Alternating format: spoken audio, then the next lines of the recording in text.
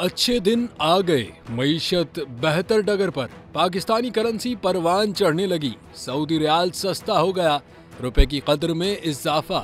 पाकिस्तानी रुपए के मुकाबले में सऊदी रियाल 11 पैसे सस्ता हो गया। भारतीय रुपए की कदर गिर गई। बांग्लादेशी टका भी तगड़ा हो गया। अरब मीडिया के मुताबिक सऊदी मार्केट में पाकिस्तानी रुपए के मुकाबले में रियाल सस्ता होकर 75.12 रुपए और भारतीय रुपया 3 पैसे बढ़कर 22.21 रुपए पर आ गया। बांग्लादेशी टके के मुकाबले में रियाल का निर्ख 29.26 टके पर आ गया।